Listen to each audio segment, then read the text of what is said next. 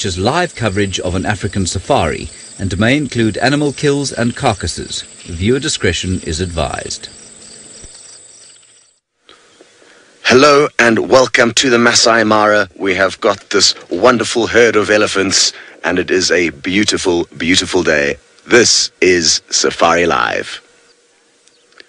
Hello again and welcome back on board. My name is Scott Dyson and I'm teamed up with Davy, the T-bone steak on camera.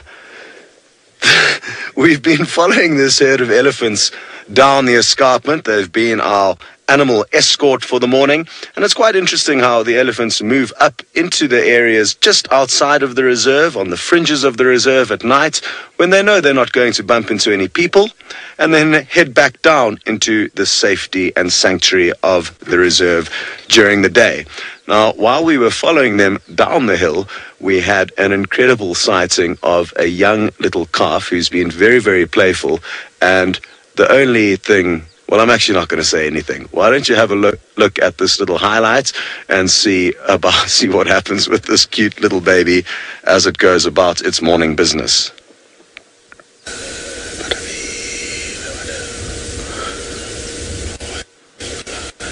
It took Dave and I completely by surprise.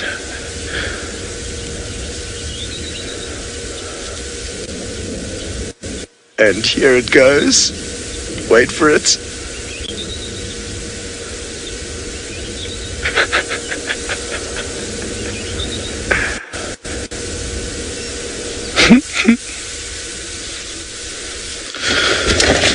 Oh, you got it. I'm so stoked you got that. We're gonna as you guys can see, this little baby Ellie still has a bit of work to do. Is there any ways they were recording balance, but wasn't that the cutest, did you get funniest that little thing you've seen in a while? Obviously not so much for the baby Ellie, but it was completely unscathed from that little tumble, and some necessary life lessons learnt, I think. Interestingly, they were chasing around some wildebeest. Elephants can be very, very playful animals, and they like to enjoy their strength and size in showing the other animals who's boss. It's nothing malicious. I think it's just bringing out and displaying what can be some very, very playful behavior from Ellies.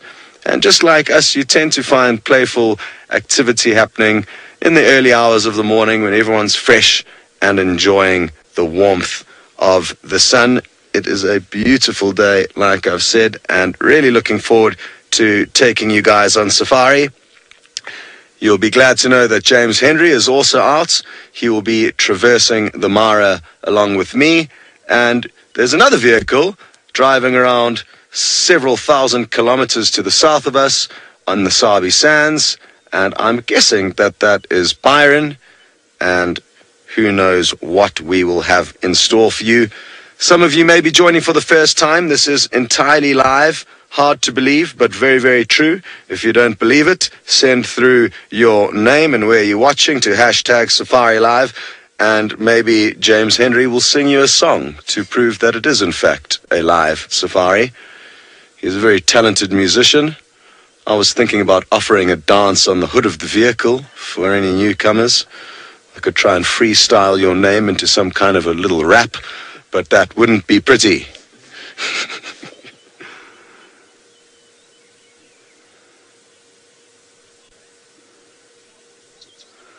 Okay, well, we're going to keep following this parade of elephants as they work their way down into the Mara Basin. And while we do that, we are going to be sending you a little bit further up the hill to James, who's with another herd.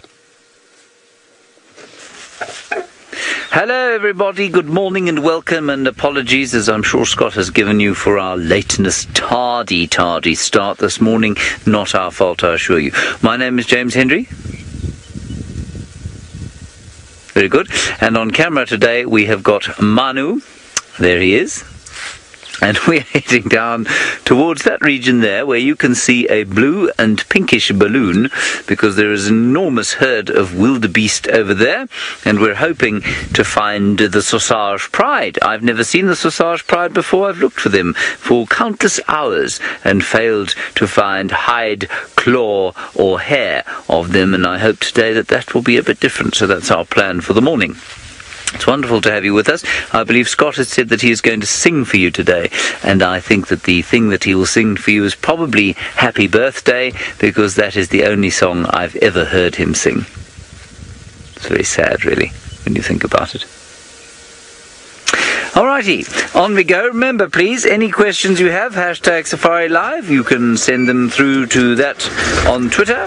Otherwise, you can use the YouTube chat stream.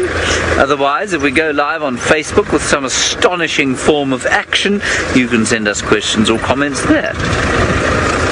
Those are the methods.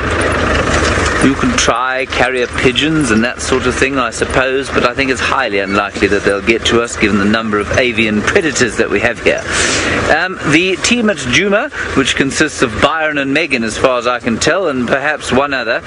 Who's the cameraman there? I think it must be Seb. Or Senzo. They are struggling at the moment because there is rain. Yes, rain in winter, and they'll be out as soon as the inclemency of the atmosphere dissipates slightly. I think it's just because Byron wanted a lion today, so when you see him you can tell him that that's what I said. Manu, there's a secretary bird flying. It's just come off its nest. You got it there. There we go. I quite like watching them fly because they struggle, unless they're flying with the wind. They really do struggle to stay in the air. Not with the wind, against the wind. Very good. Alright, let's carry on now. And while we do that, let us head across to, Tristan and his elephants making their way down the hill. Right, yes. Rebecca has just confused Scott for Tristan, which is quite interesting. Good. Okay, let's go across to Tristan, who's just over there. He must have just arrived in the Mara.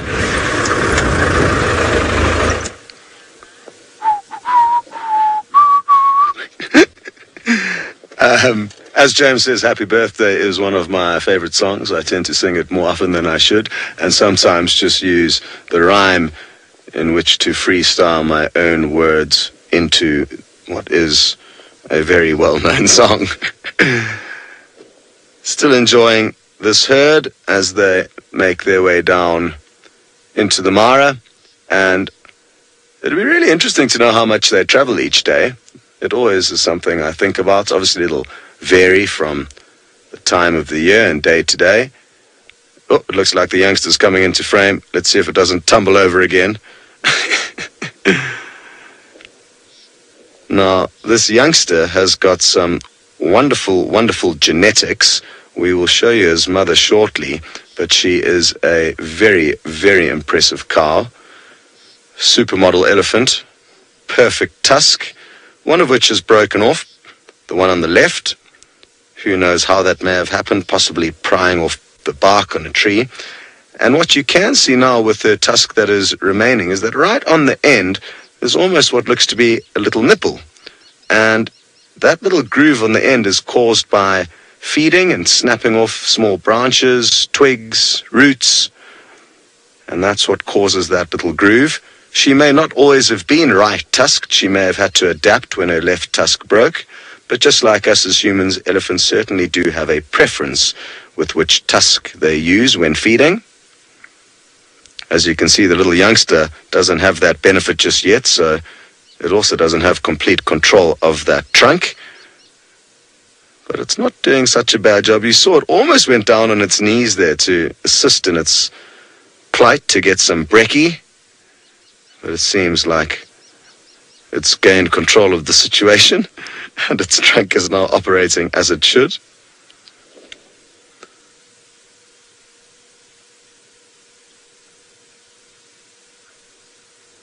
Beautiful. Here it goes again.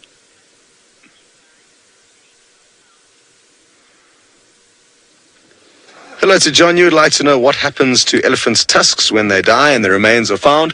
Usually what happens in most African wilderness areas is that the local park authorities will remove those tusks and keep them somewhere safe where any people who enjoy devious activities will not have the joy of trying to cash in on what is sadly a very, very lucrative piece of the elephants. It causes them to be poached in many parts of Africa, as does the rhino's horn. Very sad state of affairs that such incredible animals are both butchered for fairly random material artifacts. Thankfully, though, the elephants here in the Mara are not hugely persecuted, and the main problem they actually face in Kenya, or the big problem they face in Kenya, because a lot of Kenyan reserves, just like this one, are unfenced, so animals can roam out into surrounding communities and plunder their crops. Sometimes the local people try and chase off the elephants, understandably, and sometimes the methods they use are not the best. So it's not so much for poaching, but it's just for the local people trying to protect their crops and therefore their livelihood. So that is an interesting issue with human-animal conflict that the elephants in some parts of Africa face. And it's important that we accept and understand the realities of human-wildlife conflict, because our populations are ever increasing regardless of where you look on the planet, and that is putting more pressure on wild animals and their ecosystems. So it's something that we do need to be aware of, and certainly the more we discuss things and the more we understand the issues between our evolution and our progress on the planet and the plight of these wild animals, the better and more likely it is that we will find some solutions as to how best to continue coexisting.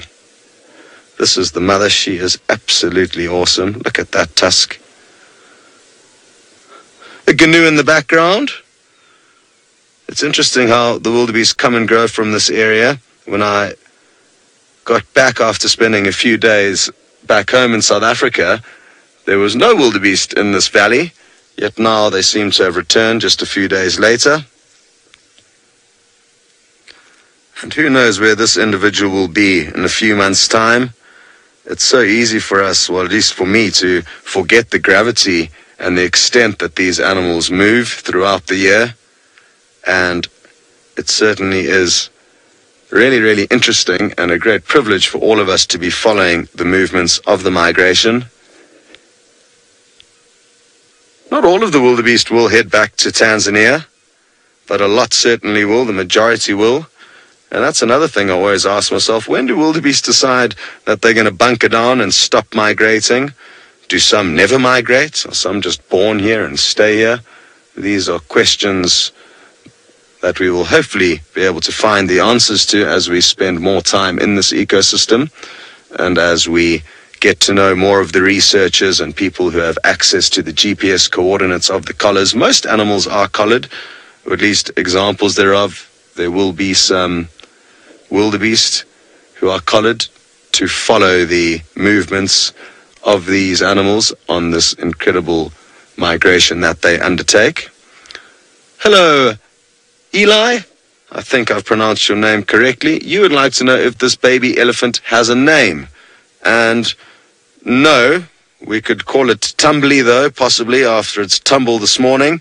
But we do not name the elephants, and the reason being is that they are not territorial, so it's unlikely that we will be able to get to know individual herds to a point where it would make sense naming them.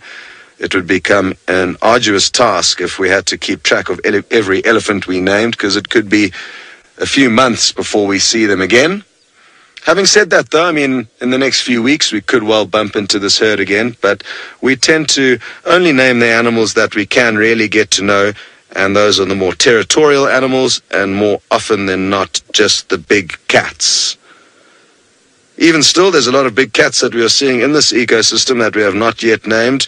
We are yet to even know the name of their prides, and I guess that gives you an idea of how big this ecosystem is and how many animals there are. It would be impossible just about for us to keep track of who all of them are. Okay, well,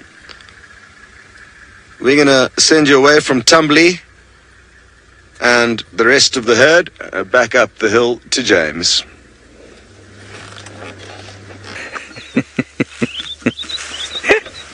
Tumbly the little elephant, really? Okay. There was a sooty chat on this little termite mound there. Here is a nice big herd of wildebeest with some zebra in the middle of them.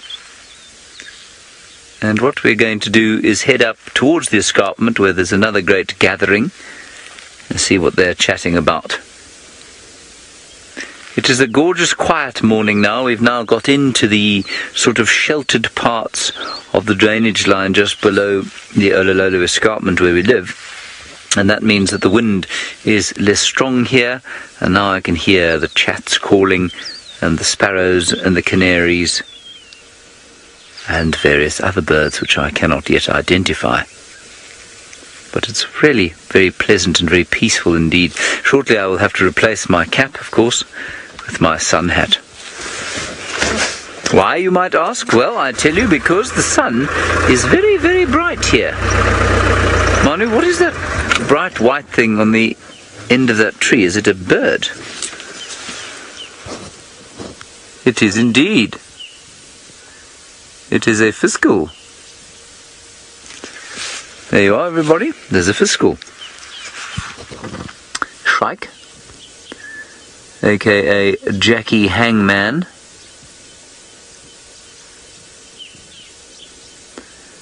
And you can just hear how quiet it is today.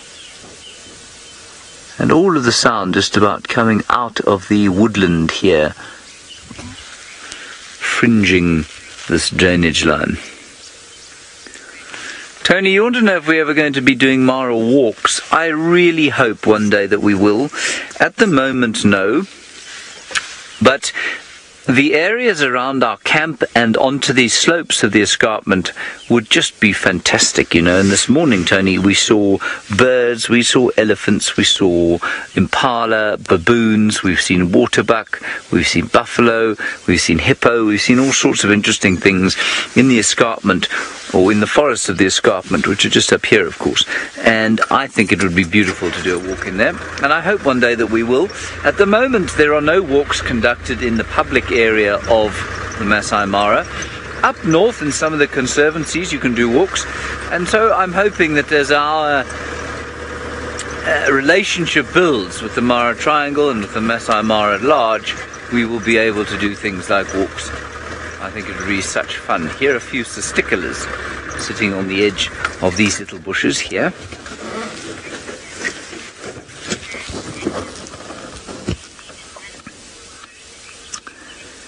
Look at that. Nita, you are just 8 years old and you say, have I seen an animal that I did not expect to see here in the Mara? I don't think so, Mita. I mean, I did my studying up before I came here, so I pretty much knew what was going to be here. But there are lots and lots of animals that I hadn't seen before. And the first one that comes to mind is the topi. The topi, lovely antelope here, my favourite one. And I had never seen one before, so there are lots that I hadn't seen before, but that I did expect and hoped to see here. Now, this testicular's name I continually forget. I'm going to have to get my book out. Rebecca, you got it right last time we saw it. What did you say it was again? Oh, there's a hyena. You see the hyena sloping along there? There we go. Rebecca said this was a pectoral patched testicular last time. I think that's what it is. No, I don't think that is what it is. Anyway, you just keep watching that rather pleasant little hyena going home after a night of wassailing. Could be a no, it's not a rattling testicular, I don't think. But it could easily be a, oh, I don't know. Anybody else know what testicular that was? I know we're not looking at the testicular anymore. We're now looking at the hyena. I'm looking through all the testiculars as we speak. In fact, hang on, I've got a better thing than this. let's just enjoy the hyena for the moment. Probably smelling there a bit of grass that has been marked by a member of his clan. I say his clan, probably a him because he's foraging out on his own. And he's probably a member of what we have called the mountain clan.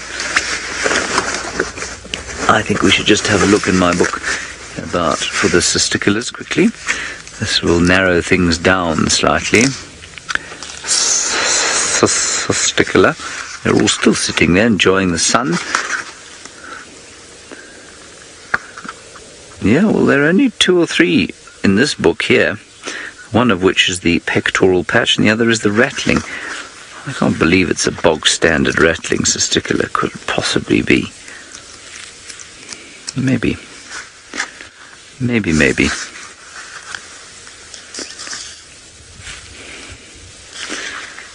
Yeah, could be. Could just be a bog standard one. Anybody who's got a better idea, let us know. Hashtag Safari Live. None of you are helping me at the moment, which is very painful to my heart. And I don't think it's very fair of you to make my heart painful at this time of the day. Let's go with pectoral patch testicular for now, until somebody comes up with a better option. Testiculars often very notoriously difficult to identify until they call. These ones are not singing like Scott Dyson, and let's hope that they don't sing Happy Birthday when they do open their beaks. All right, let's carry on along the road here.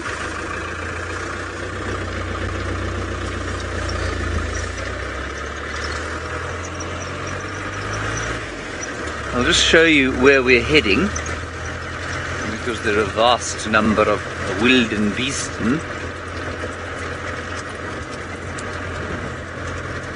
Ora, you're wondering if hyenas have good smell about them. Well, there are 2 ways to answer that question, Ora.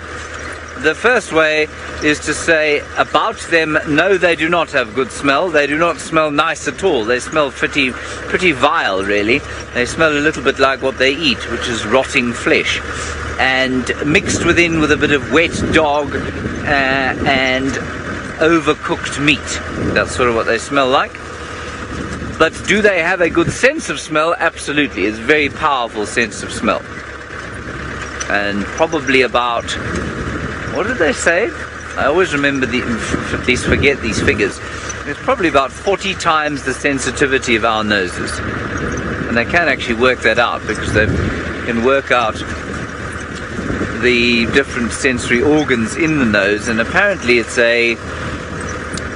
naturally I've forgotten this because I haven't spoken about it for so long, but there is a quantum phenomenon in the nose. Now people toss around a word like that with gay abandon, but what it means is that the explanation of how we smell is not explicable with the sort of standard issue or Newtonian laws of physics, which I think is quite interesting, and eventually I will get that story straight in my head. Now, if you look up ahead, we'll pan just from right to left there, and you can see that the slope is covered in wildebeest and possibly the odd zebra, and with any luck, quite a few lions. Isn't that nice? So we'll get in amongst that lot and see what they've been getting up to. While we get a bit closer, I believe that Scott Dyson is going to sing Happy Birthday to a tipple skirchie.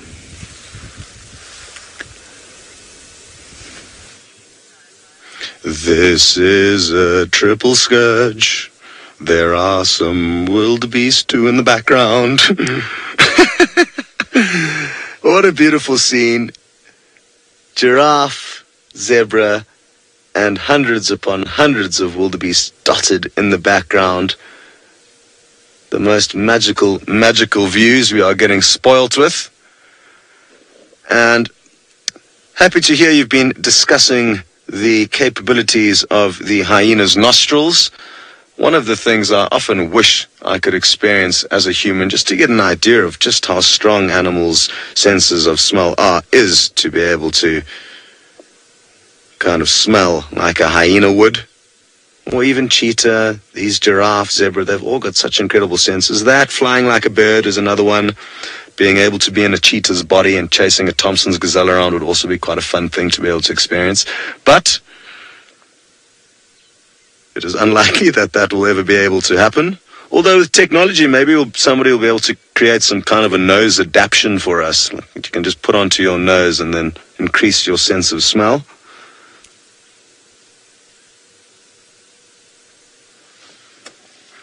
What are you looking at?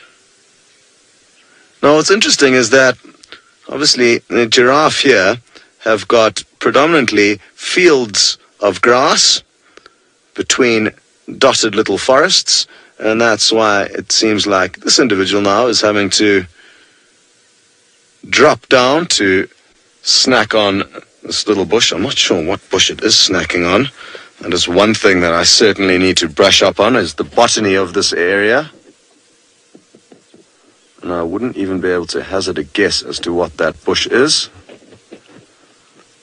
But, like I say, I need to do some homework as to work out exactly what these guys are snacking on. It's very useful to know what plants animals are feeding on and keep track of it as it changes throughout the year. Just like us as humans, most animals are quite fussy, and they will try and feed on the most nutritious and tasty plants, and this varies from time to time, or through the times of the year and through the different seasons.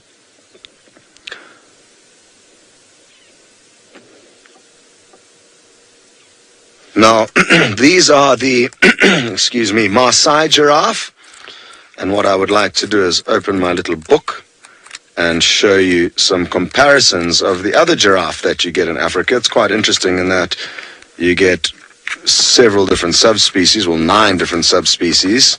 Although I'm told that the experts are saying that there may only be 7 now, I think.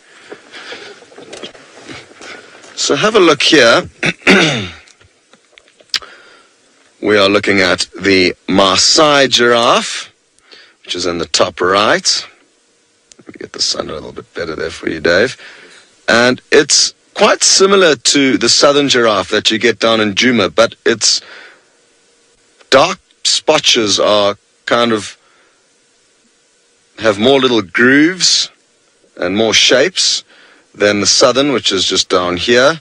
It's more of a solid block, the darker patch. And my favorite giraffe is here on the top left, the reticulated giraffe. And you also get these in Kenya, further north from here. Very, very clear, distinct line between the brown and the white. And interestingly, they often also have quite a few bumps on their heads. So the ossicones, the vestigial horns, so there used to be horns coming out of the top of that head. Would you believe that? And those have subsequently faded away over the years, but you still get, you can maybe see that tiny little bump there on the front, and you sometimes also get 2 more behind those 2 prominent ossicones. So, interesting. Another giraffe that you get is called the Rothschild's giraffe, which has got kind of white socks. So there's a number of different types, all very beautiful in their own way. Very good. Another beautiful specimen for the ladies, not quite as tall as a giraffe, is Mr. Byron Sorrell. Go and see what he's up to.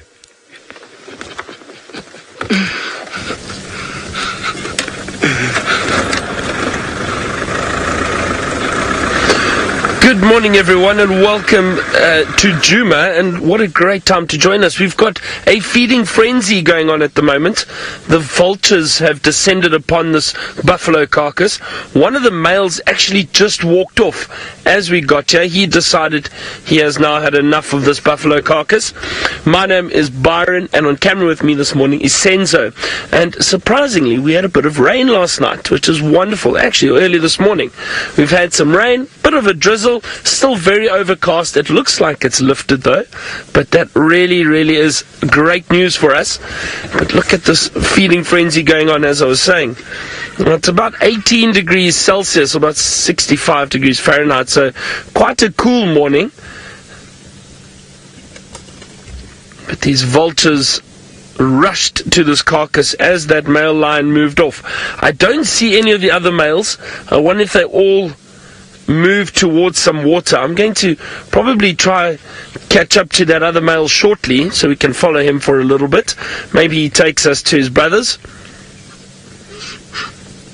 I know Scott and James have been going on about the senses this morning, and I suppose one sense we can rely on here is our sense of smell. And the smells that we're getting this morning are interesting because of that rain that we've had. There's that wonderful earthy smell that is in the air at the moment. But where we are now, it's buffalo carcass that we can smell. So not a very pleasant smell at all. Amazing to see how these vultures all pile in to try and get a piece of meat. White-backed vultures, hooded vultures, that's all I can see for now. But look at them, they are fighting. Look at them fighting over a piece of meat there.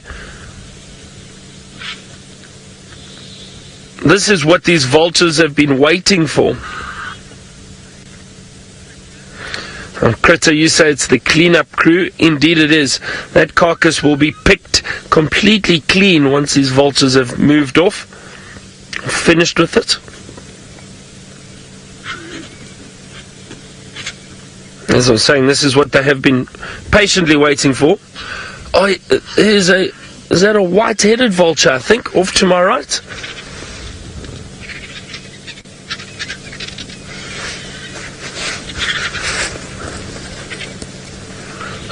Just let's have a look at this one off to the right, Sensor. I think it was a hooded vulture. There we go. But that one, I think, is the white-headed vulture. No, that's also just a large hooded. Sorry, it's a large hooded vulture. It looked much bigger than the others. But hang on, another scavenger. Look, here comes a hyena. The lines have moved off. Wow, this is amazing.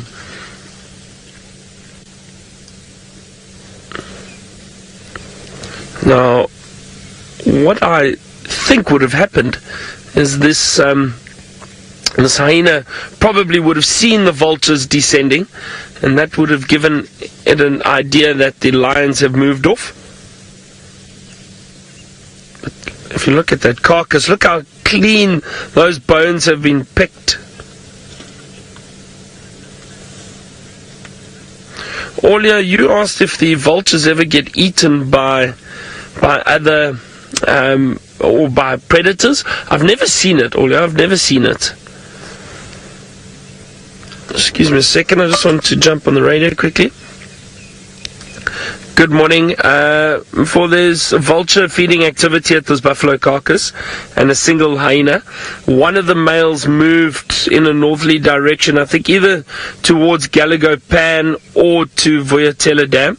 I'm not sure. I've lost visual of him now.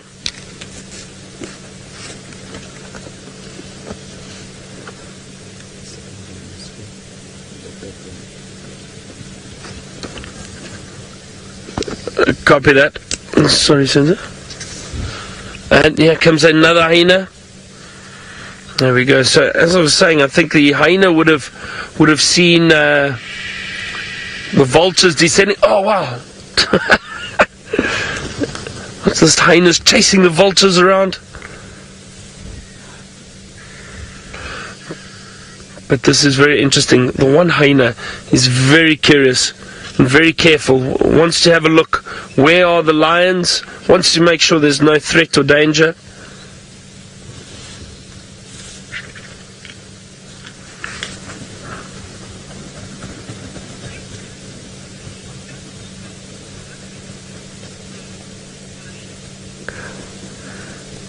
Molly, you asked, how do the vultures know where the carcasses are?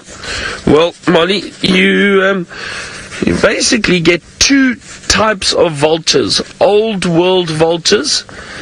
Look at that hyena go. Old world vultures and new world vultures. Now the old world vultures are these types of vultures. Wow, this is amazing. the old world vultures rely on their eyesight, so they would see these carcasses, they would have seen the lions, and remember, this buffalo carcass was right out in the open in the beginning, so they would have seen this buffalo carcass. And what happens is the vultures, their eyesight is incredible. They will be able to spot, something the size of a A4 piece of paper, probably from about 2 kilometers away in the air. So with them circling, I mean, their eyesight, they'd see a buffalo carcass very easily from far away. They would then come down, and as they descend, other vultures further away would see the vultures coming in. That's one of the theories behind the white-backed vultures having that white marking on the back, so they can follow one another to carcasses. They can see each other from long distances away, and those vultures will then descend from all over and come in and hopefully try and get some food.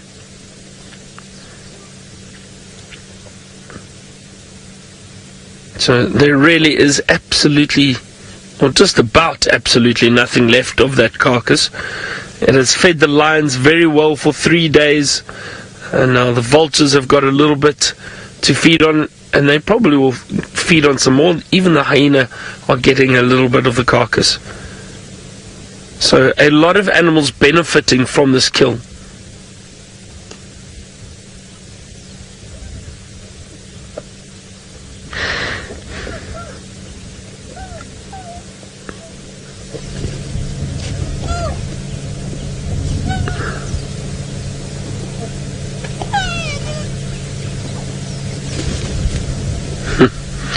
They don't like the vultures getting too close to them while they're trying to eat.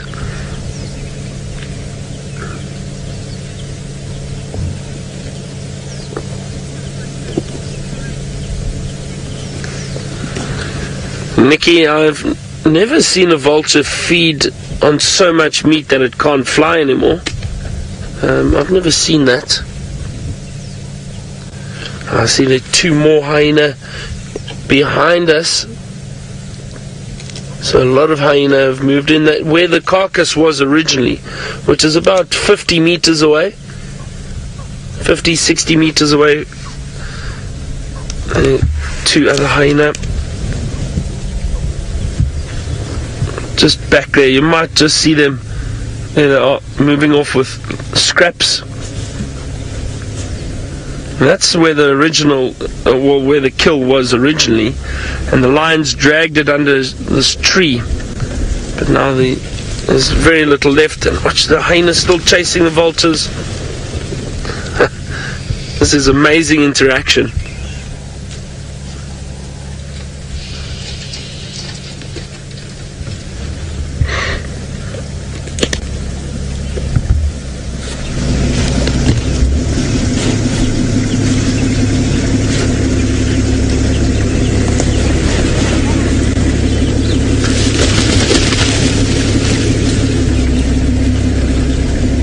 So 4 hyena in this area.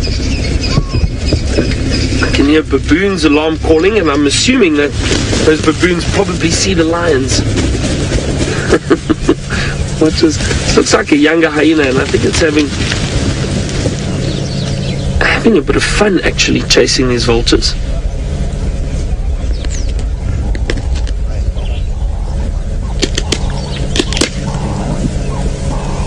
Wow, listen to that hyena crunching that carcass, breaking those bones. Watch those powerful jaws going to work.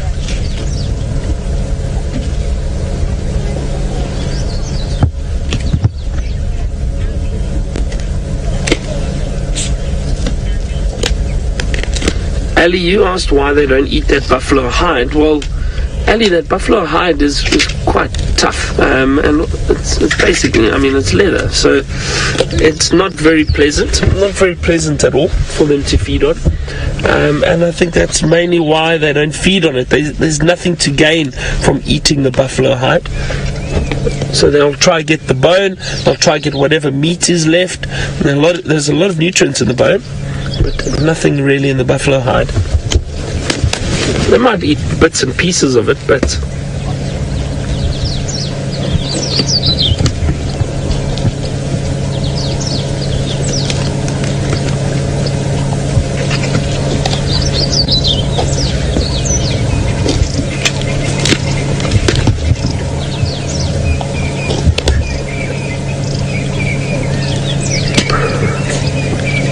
Those jaws are so powerful.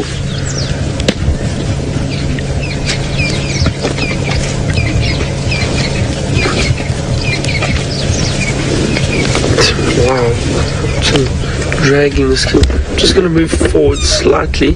So sorry, just roll forward here. There we go, that's a bit better. Let's see, it looks like there is another hyena that was making its way in this direction. Let's see if it does join. I think it will.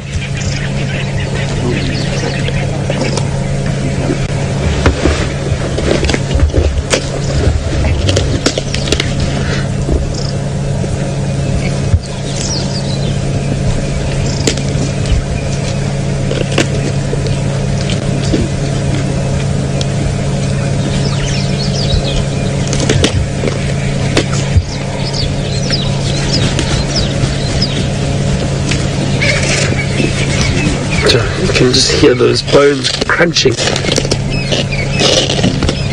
I'm trying to tear some of that sinew that is around the joints.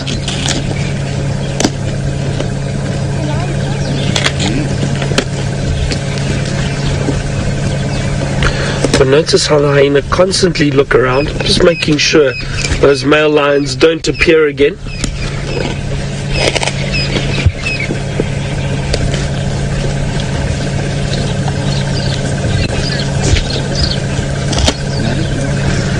I might stick around for a few more minutes and then we'll see if we can find one of those males. I'm not sure where they went. I'm sure they went to go and drink some water. But let's head across to Scott in the Mara, and apparently he also has some vultures.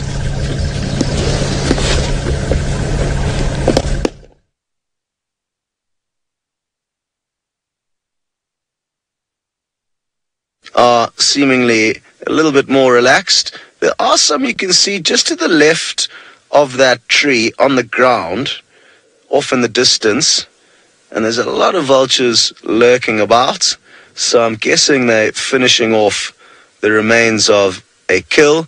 Also one or two marabou stalks. You can see the vultures only just kind of jumping around in the distance there, and I wonder how far these vultures travel to and from the Mara, or where a lot of them come from. Again, it'll be wonderful to get a hold of some of the researchers. Some of these birds will be tagged, and that way you can keep a kind of rough idea as to where they are moving. And obviously, having such large wings, perfectly designed for energy efficient travel, they can travel hundreds of kilometers every day to and from their nesting sites, to wherever the food is plentiful. Beautiful.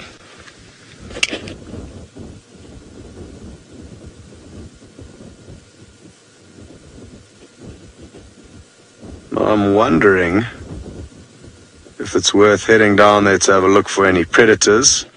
There are a few vehicles that are stopping off in that area, but it could simply be to keep an eye on the vultures and enjoy showing their guests those scavengers. So I think what we're going to do is continue on, and it sounds like James has found some unfeathered beasts dotted amongst the herds.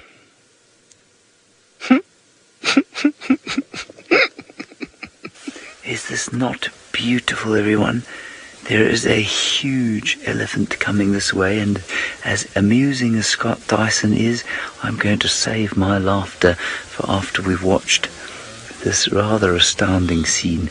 We're in amongst thousands of wildebeest, and in amongst them a huge elephant bull, probably I'd say about 40 years old. Yeah, that's a good age to be, really. And he's interacting with us, although it almost doesn't look like he is. He's coming along the same little track that we're sitting on, and I don't believe that he doesn't know we're here. I'm sure he's fully aware of us. And this is the thing with elephants.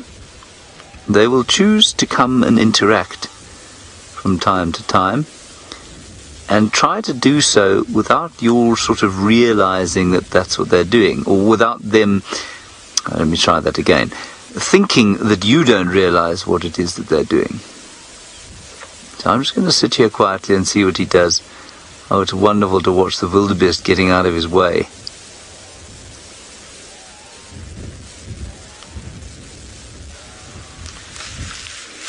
Isn't that cool? He's got off our little road now, but he's going to... Let's just see how close he wants to come. We've often spoken about how elephants seem to sometimes enjoy our presence, either because they are bored or because they feel some sense of, I don't know, camaraderie. Could it possibly be? Maybe. Sometimes they pay attention to us because they're irritated by us, but I don't think this guy is. He's got a good set of tusks on him, and you can just see the way his walk has changed slightly. You see how it's become a bit more of a swagger as he's got closer to us. It looks a little bit like Byron coming down towards the dinner table at Djuma. Especially if there are the odd lady in camp, you know.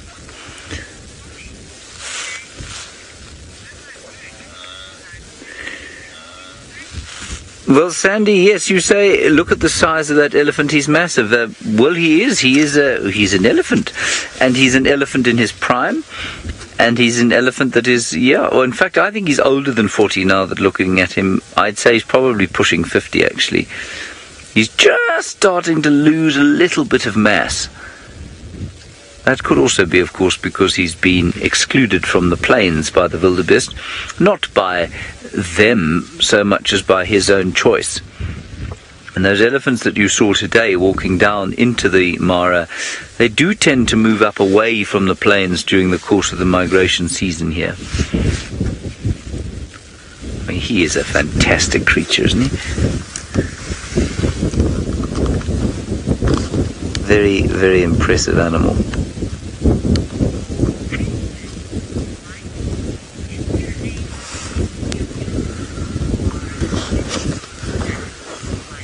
Michael, you're wondering if there's a higher density of elephant bulls here or in the Sabi sand.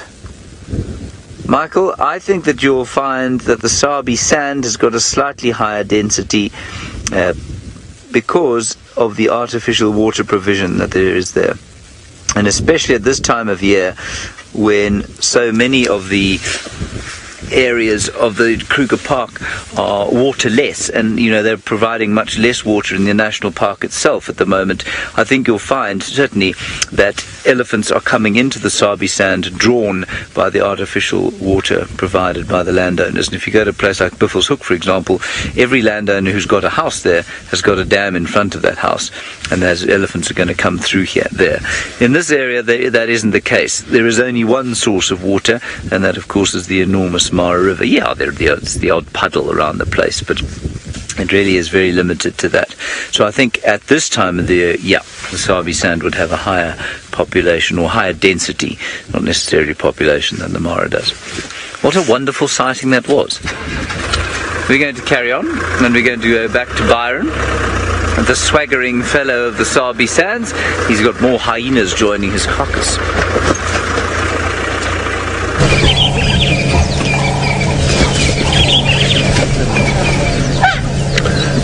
That's so great that James had that huge elephant bull in the Mara. I'm very jealous. Now we've had now 5 hyena that were running around. There are 3 that we can see on the carcass now. There were 1 or 2 that ran off in different directions. But there were 5 here altogether. At least they're getting a little bit of food from this carcass. The vultures are now waiting patiently.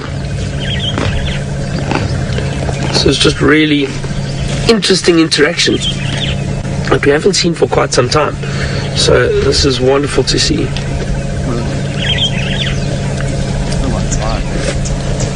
Christy, you asked, are there nutrients in the bones? Yes, indeed there are, definitely. Calcium, phosphorus, a lot of nutrients in the bones.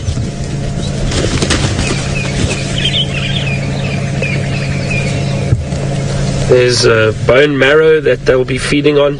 think that's actually what that hyena has got there now.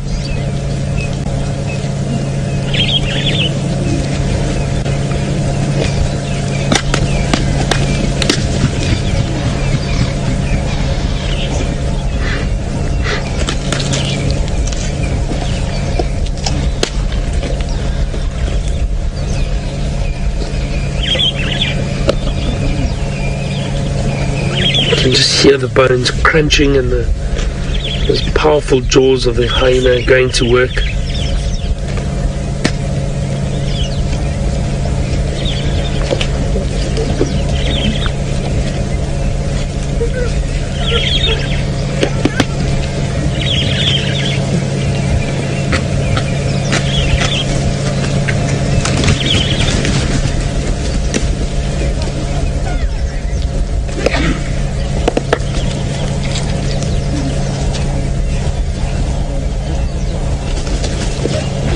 Still chasing the vultures.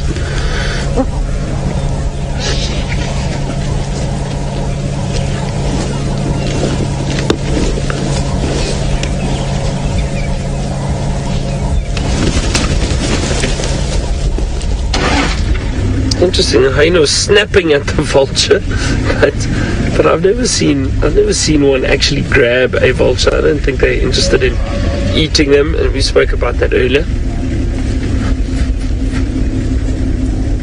Much better feeding on that on the carcass.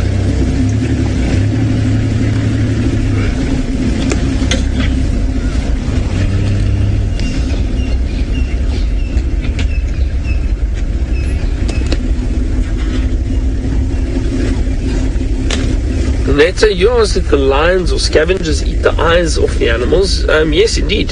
The buffalo, the eyes were eaten by the lions. We did see them, they did feed on that. And part of the face too, some of the softer meat around the face.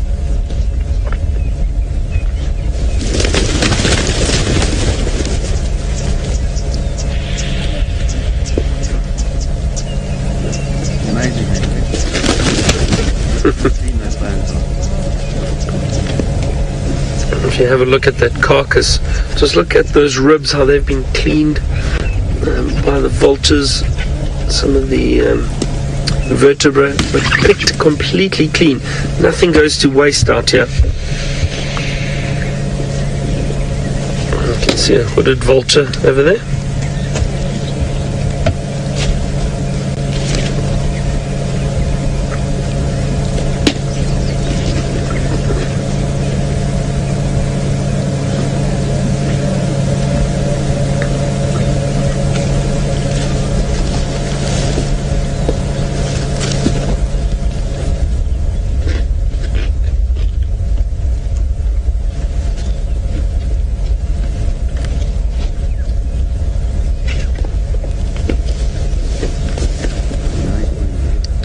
Also, the hyena are very, very powerful. I've seen them carry and drag away the big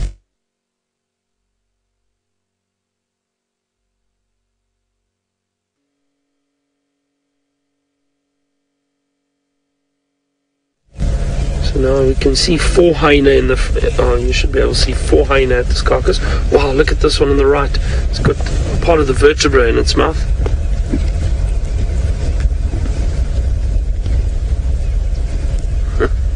Carrying it away.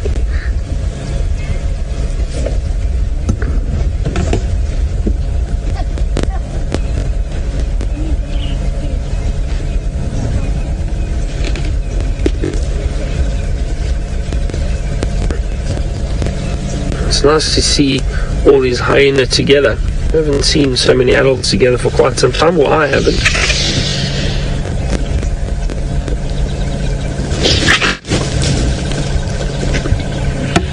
As I said, there are five hyena around at the moment. We can only see 4 of them. There is one to the back that was feeding on a little bit of a carcass.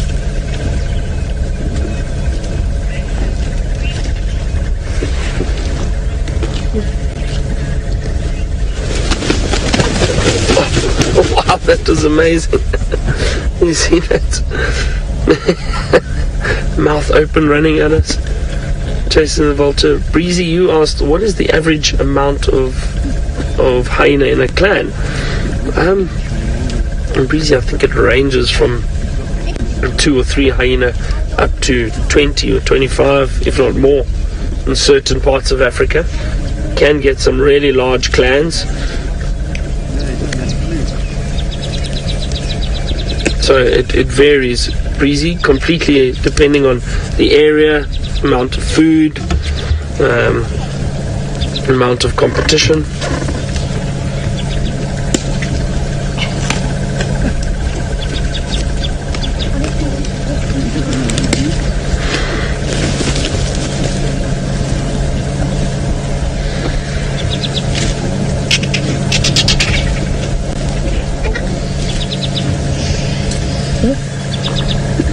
I was hoping we'd get more vocalization from these hyena. Yeah, those wonderful sounds that they can make when they do get excited. Perhaps they also don't want to attract attention. They do know there have been big male lions around, so they would be cautious. There we go, all 5 hyena now.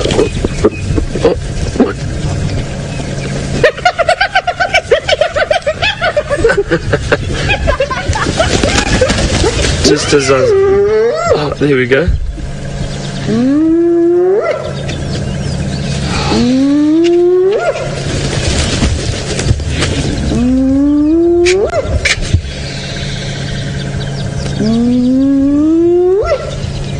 Just as I mentioned, vocalizing, they do it for us. Isn't that amazing? Now, that was great, eh, Senzo? So the hyena can make a number of different calls.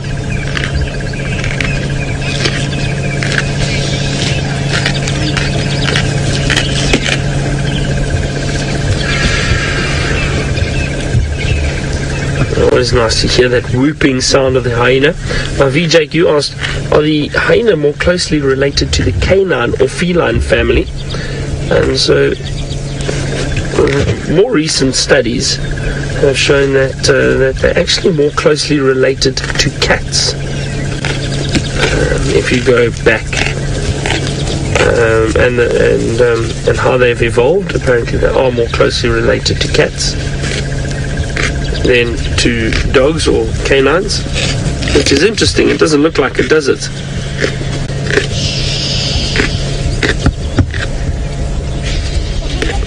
Oh, that's a big hyena. And the one to the right, very, very large.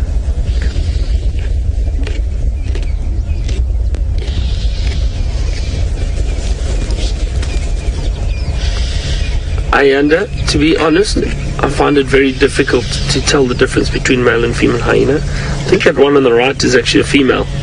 The females are bigger than the males, but also the females have false male genitalia. Oh, the lions are roaring, everyone.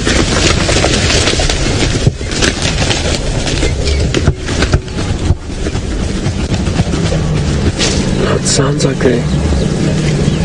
they're at Gallagher Pan.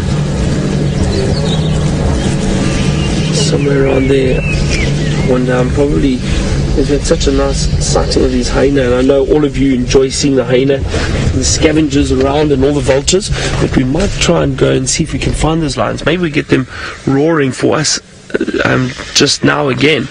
And as I was saying, with male and female hyena, it's quite difficult. Female hyena have false male genitalia because they are much larger and more dominant than the males. And the reason for that is because it's a matriarchal society. Wow, these hyena are having fun chasing these vultures. So the females are more dominant and bigger. The other reason is for them to protect their cubs from males. Sometimes males may come in and kill cubs if they don't belong to them, or if it's competition.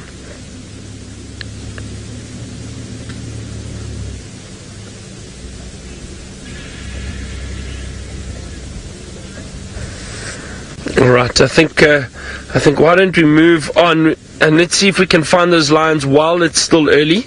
Maybe we get some activity from them. Let's go across to James in the Mara, who is also on the search for lions. I am on the search for lions, and I think we may have got close to finding them. Scott said he saw vehicles with them or heard reports just around here. I can see a few cars. There are wildebeest around, zebra around, and I'm hoping very much that there are therefore lions around. 2 lionesses, possibly of the sausage tree pride, none of whom I've ever seen before. I'll be very excited. You'll notice my excitement by the slight upturn of the left side of my mouth, a bit like this. That indicates extreme excitement.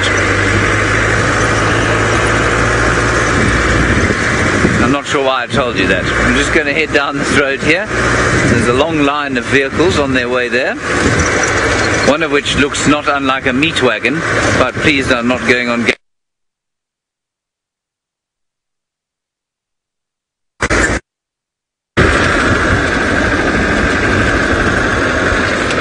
Hello everyone.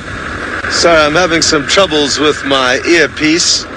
Sounds like Bex is talking to me through a big sponge. So I wasn't entirely sure that I was live there for a second. But I am, and it's great to have you back with us. I've never driven down this road before, and I'm looking forward to seeing where it takes us. It's a beautiful, beautiful area, this. It can be a little bit hit or miss with regards to finding the animals.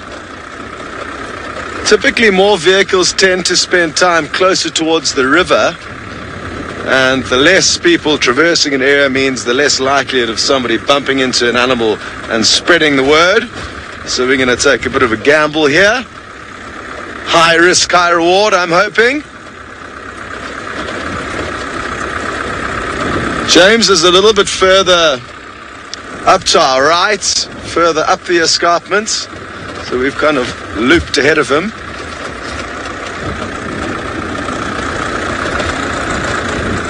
Hello to John. You would like to know at what kind of stage is the migration regarding its movements through this area, and to be honest, I'm not entirely sure, and I don't think anyone is. The reason being is there's no set time that they're supposed to be in any given point. It's just a kind of rough yearly movement that they undergo, and it differs from year to year. Sometimes they arrive early and leave early, but basically the migration spends about 3 to 4 months of the year in Kenya, and that's kind of July,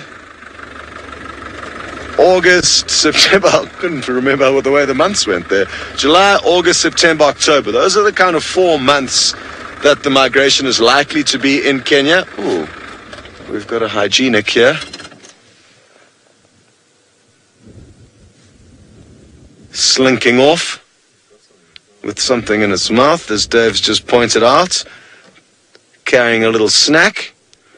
And interestingly, I've just seen something else that a leopard would have been snacking on. Let's stop here. In this tree here, Darby, you can see some dangle hoof there.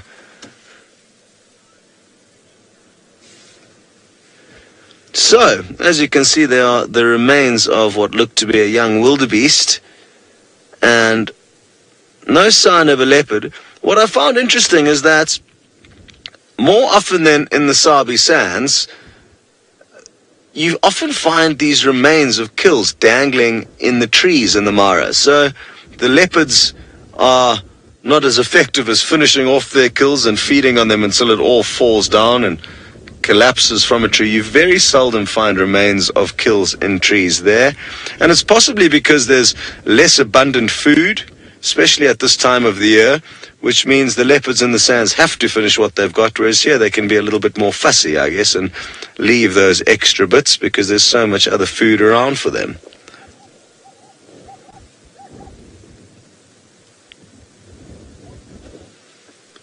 So there's a couple of hyena, as you can see now, one of which has a small snack that it's taking along with.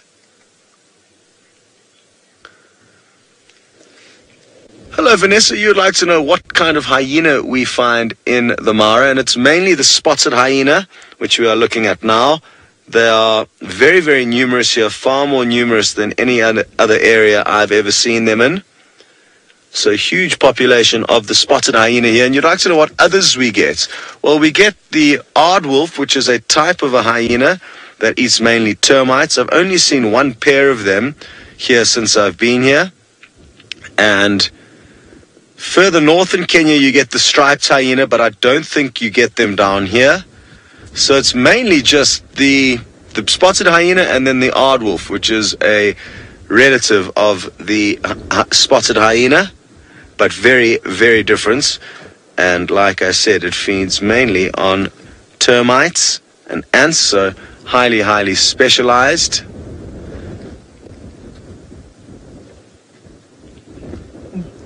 Beautiful. Good news, it sounds like James has got himself into position with those lions. We have, everyone, we've got some lions, the Sausage Tree Pride, and they're heading down towards some herds that are watching them, so I'm not sure if they're going to hunt. But what I think, well, I'll tell you what I think is going to happen, is that I don't think they're going to catch anything that's around here now, but I think that they will eventually go to ground, have a rest. All of the potential prey species here will clear out during the course of the day, and more will keep streaming past, and then they could hunt. But let's just get to a position where there I can see them. I know you can't see them yet. I'm just going to get past this bunch of cars here, and then I think we'll be in a better position to show you them coming towards us, which will be very nice indeed, of course. Just going past the meat wagon now. Alright, apparently we're going to go across to Scott quickly. Now, we've just stumbled upon a little jackpot. It's a very well camouflaged jackpot, but it is one of the most awesome little cats. It's called a serval. It has just kind of lowered itself in the grass, and there now you can see its head a little bit easier. It's got very distinctive white bars on the back of its ears, which I absolutely love. And let's hope that it kind of just stands up and keeps moving. And I'm hoping it's going to be relaxed, and hopefully we can spend some time with it. They're great hunters, and they use those massive ears that you can see to help detect their prey, often small rodents, in the grass, and they've got a great ability to be able to pounce high into the air, landing down on top of their prey. Whee! Blessings, excusings.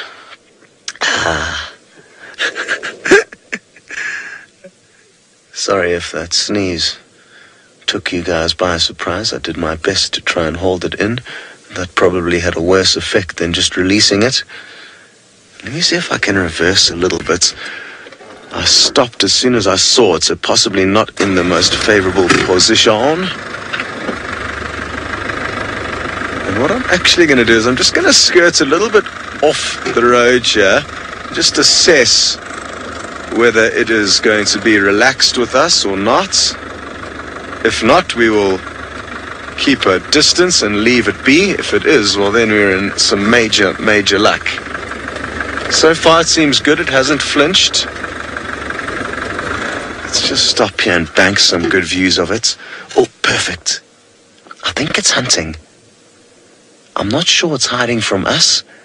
It seems focused on something in the grass ahead of it. Now, it's quite a small cat to give you an idea of its size. It's probably the size of a large house cat, but it's got very, very long legs.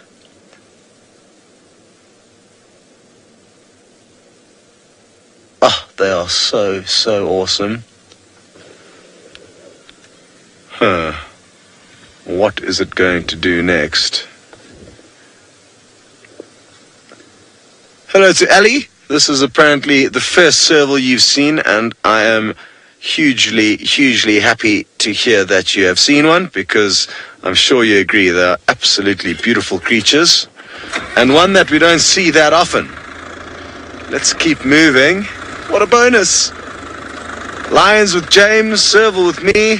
Byron's apparently also found some more cats. So we are certainly getting very lucky.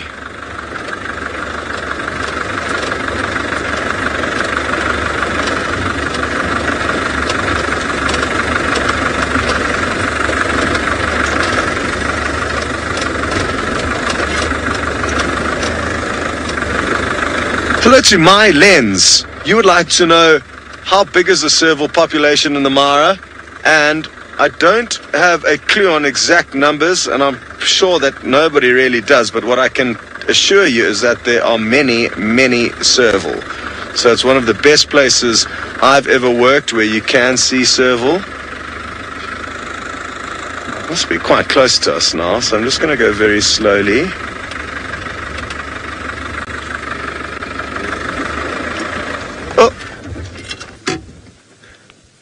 Sorry, little serval. Now, let's see if it doesn't pop out again. Here it is, just on the right of the bush there, Davy. Oh, they are the best of creatures. Look at that markings, or those markings. And again, those white bars on the back of its ear are so awesome. I'm wondering if they're kind of not like a fake eye. So it looks like, regardless of which direction it's facing, it is keeping an eye on both its front side and its back side.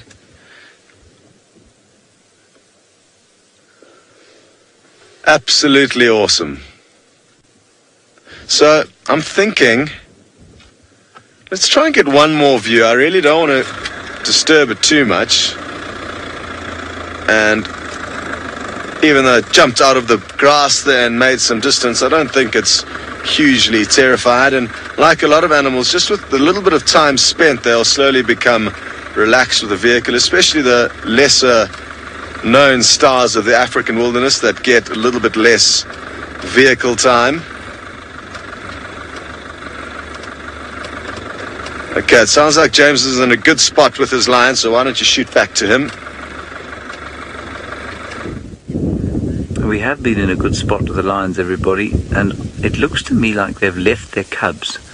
I can't see the cubs anymore. They were walking with 4, and now they've left them, which is really quite... no, they're just behind. They're coming along through the long grass. Certainly at least one of them. They walked past some topi. We had a lovely shot of them. Unfortunately, you had a better shot. I mean, not unfortunately from your point of view, from my point of view, of the serval. And the topi sort of watched them, but didn't take a great deal of notice, of course, because topi are very quick. They're not going to be afraid of lions that are walking in plain view.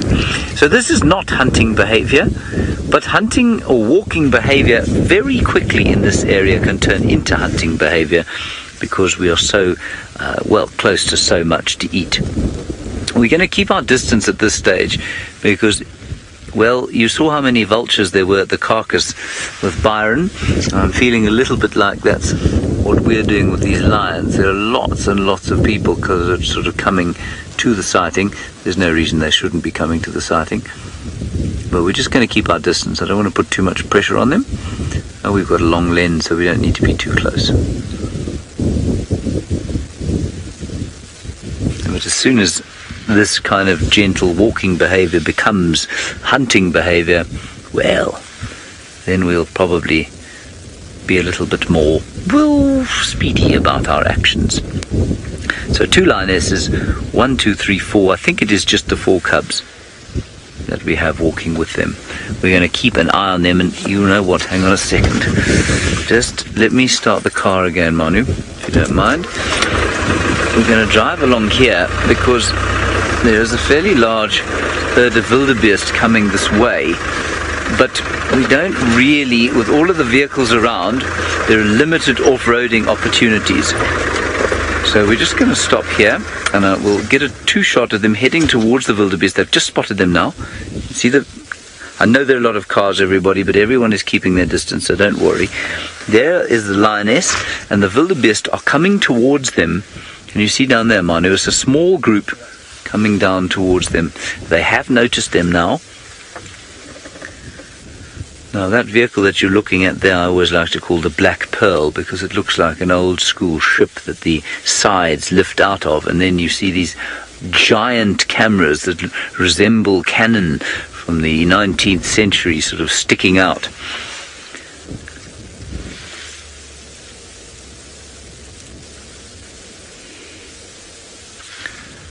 Now they're heading towards... We might be in for some action here.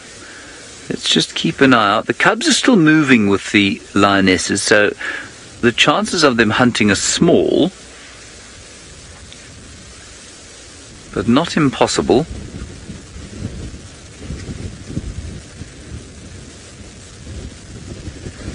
I'm going to sneak very slightly forward, just so that if something does happen, we're in position to watch it. The wildebeest are moving off now. All right, let's go back to the serval and see if it's having any luck finding itself some rat for breakfast. Well, what an awesome morning we are having on safari. James with those lions approaching the wildebeest, and us with this serval. This is by far the best sighting I have ever had of a serval, as it is Davy. Davy's the cameraman. So we are getting absolutely spoiled here, and it's important that everyone realizes this, especially if you are a new viewer.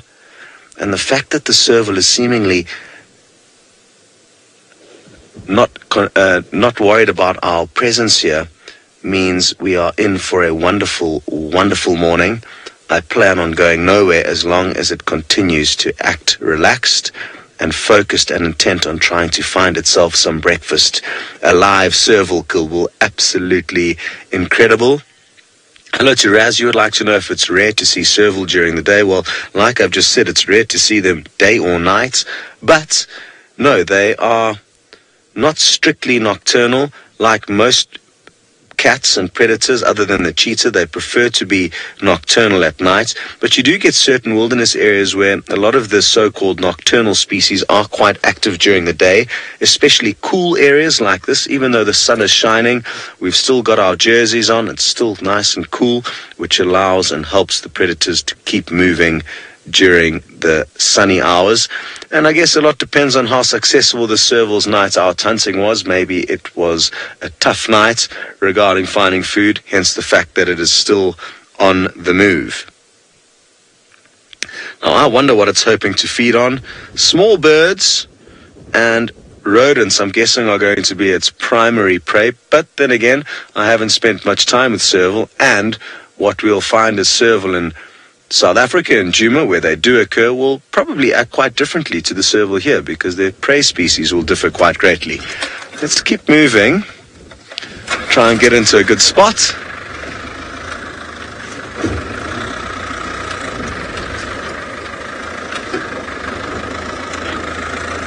Okay, well, like I said earlier, Byron has found some more cats for you, some that you have yet to see this morning, so why don't you go and see who they are?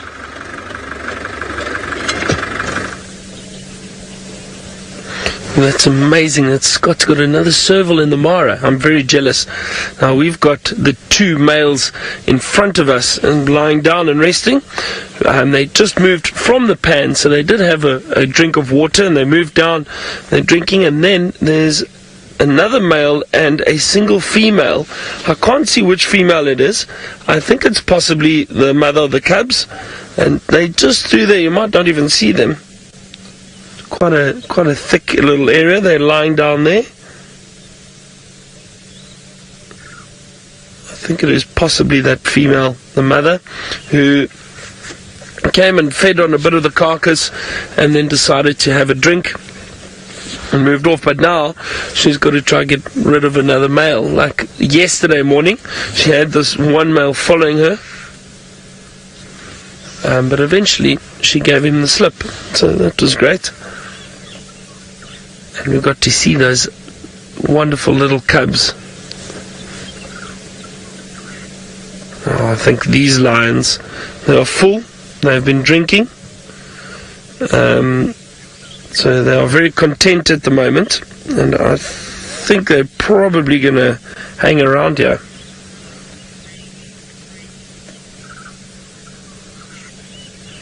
Most likely rest here for most of the day. Now, Brent, you asked if the big cats hunt in the rain. They do indeed, Brent, they do indeed. It actually helps them. They use it to their benefit, because when it's raining, it's difficult for the prey species, like the antelope and that, to pick up on the scent of the predators, for one, and to also hear them. So it gives the predators a bit of an advantage to be able to stalk a lot closer, and especially lion and leopard.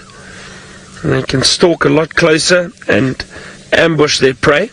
So yes, the rain does benefit them, and they will definitely hunt in the rain.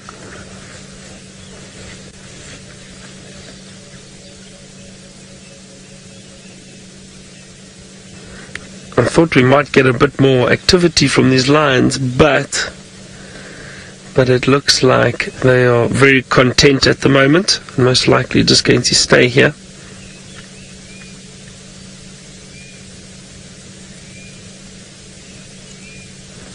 So I wonder, why don't we head back maybe to those vultures? And then I also had an update. It sounds like they had tracks of a young male leopard down on Chitwa. So I might head down there a little bit later too. But let's head back to that buffalo carcass perhaps.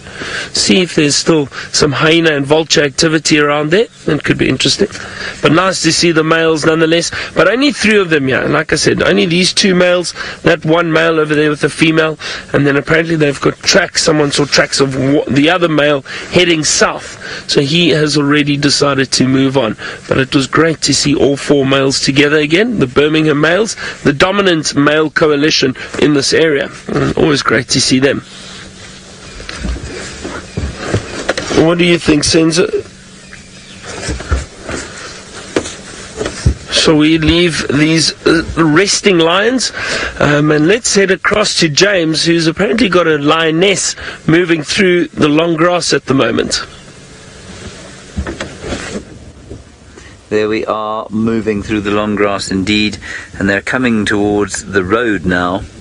I'd hoped they'd come further towards us, but they seem to be going towards the road. And I'm just looking around. The only thing to eat around here would be those who've just finished their balloon safari and sort of having their breakfast not too far from here. But I don't think they're going to eat any of the balloon punters. Yeah, they're going to cross the road in front of possibly the largest collection of cars since the Detroit Motor Show of 2016. Oh, they are wonderful things, these. Now, yesterday we had a rather interesting discussion about what is seen at Djuma that cannot be seen here, and I said, well, pretty much everything, simply because the animals here are normally a different subspecies from the animals that we get at Djuma. And the lionesses here, there's some debate over whether or not these lions are a different subspecies, but if you look at them, their ears are bigger, they're squarer and boxier, and they're slightly stockier.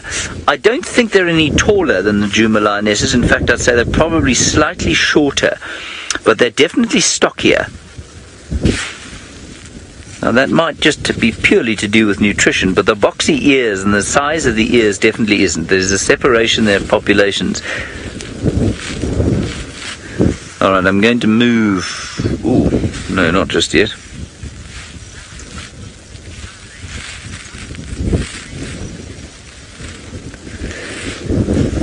Now, LMI, you're wondering about the little lions and whether they're learning to hunt now, if this is training or if they're helping with the hunt. It's not either of those things. I suspect quite strongly that these lionesses have killed already, and they're taking the cubs to eat what they've killed.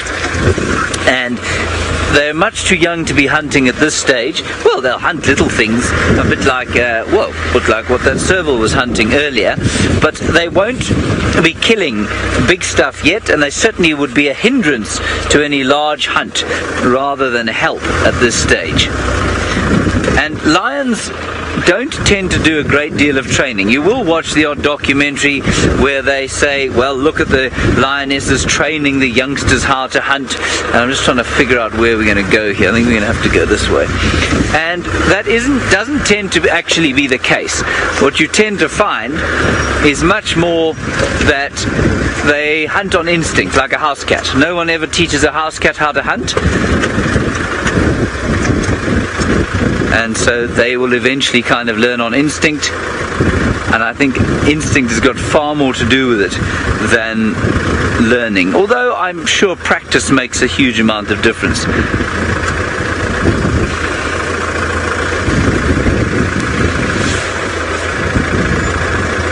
We're just going to ease our way along next to them here.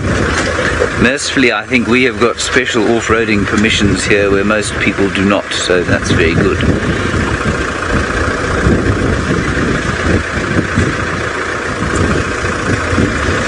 What I don't want to do, however, is ruin everyone else's photographs, so I'm just going to go a little bit closer, at least not closer, a little bit further along, so that we don't get in the way of people who've taken pictures of the lions.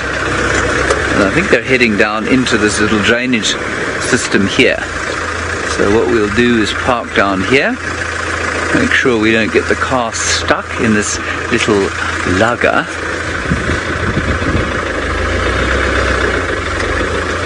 Here they come, right here.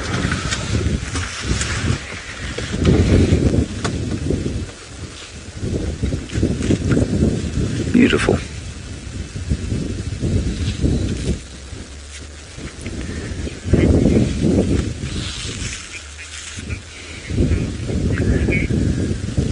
We'll just check where these chaps are going. I think they're going to, I'm pretty sure they're taking these cubs to a kill, so we're going to keep following them. While we do that, Scott's hungry serval is still on the hunt. Well, we are doing our best to keep up with the serval. It's certainly, definitely looking for some food. It's working this area and these thickets, going from bush to bush, stopping, listening, hoping to find some food. And it is an absolute... Oh, did it just find something to go for? Its speed indicates that it must have been chasing something. I wonder what it was. Let's go and see. Let's go and see.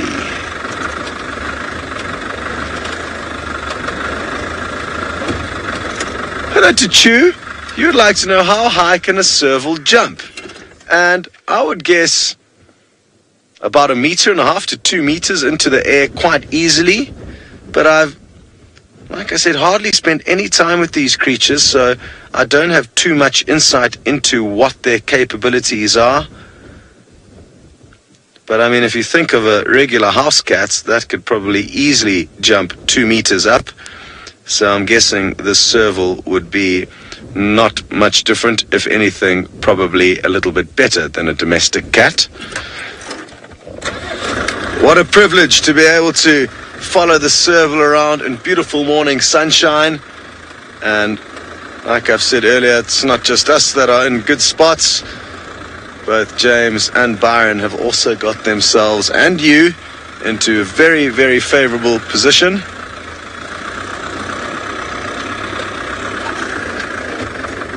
Now this looks to be like a female. I've had one decent view of her rear end, and again, I am no expert with these guys, so I would battle to be able to distinguish between a male and a female, unless of course I could see that rear view. And wouldn't it be incredible if she took us back to some of her cubs? That would be a cuteness overload. Anything's possible.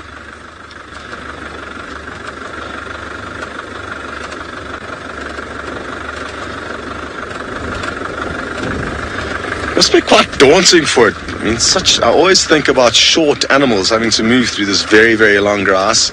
And especially, even though this animal is a predator, it still has predators of its own that it needs to be cautious of. Let's stop here.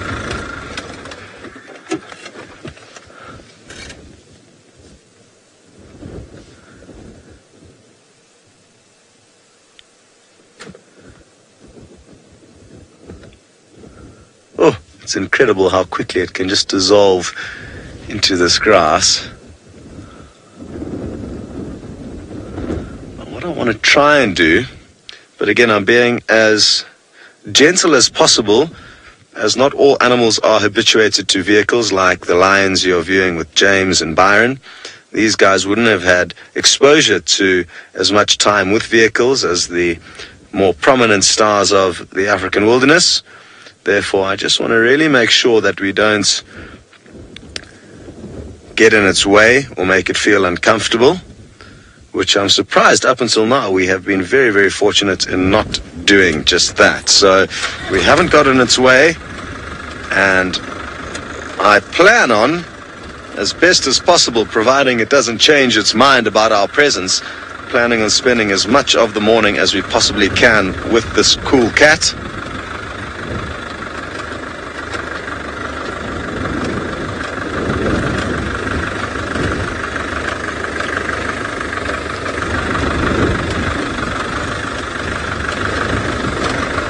Okay, well, sounds like Byron has repositioned to go back and investigate what the hyena and vultures are up to, and that is where you will be going.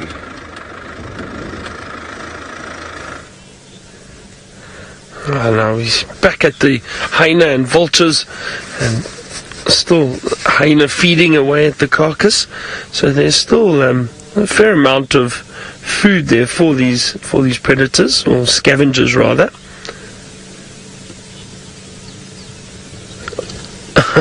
This hyena's still chasing the vultures around. I don't like them getting too close, clearly.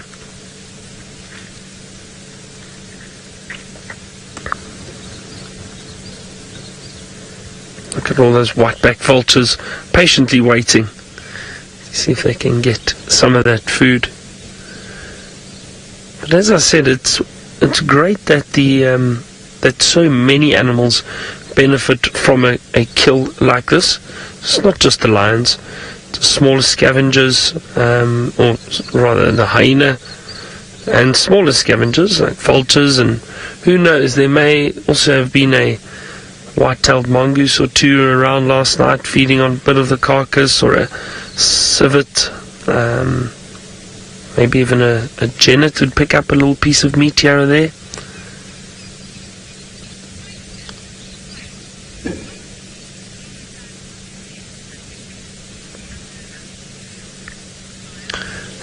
Kyle, no, not at all. The hyena are actually very skillful hunters, and they do hunt. But Kyle, down here in southern Africa, or in South Africa especially, the hyena, because there's such a large lion and leopard population, the hyena do well at scavenging off of their carcasses.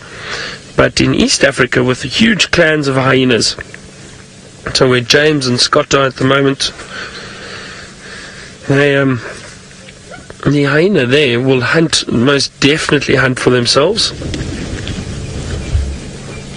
And they have to, otherwise they won't eat as much. It's almost like this hyena's doing it for fun, chasing the vultures.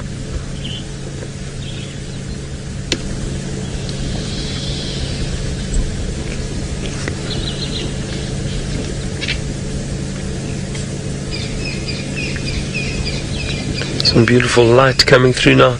Looks like the cloud cover's starting to burn off a bit, which is great.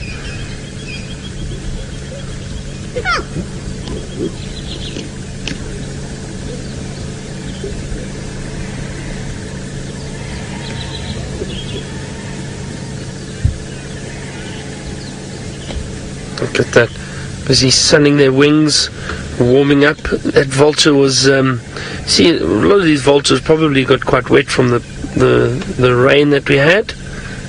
Wasn't a lot of rain, but a nice bit of drizzle just to settle some of the dust through the late or early hours of this morning. But look at that. It's amazing. Sunning its wings. Just trying to dry off a bit.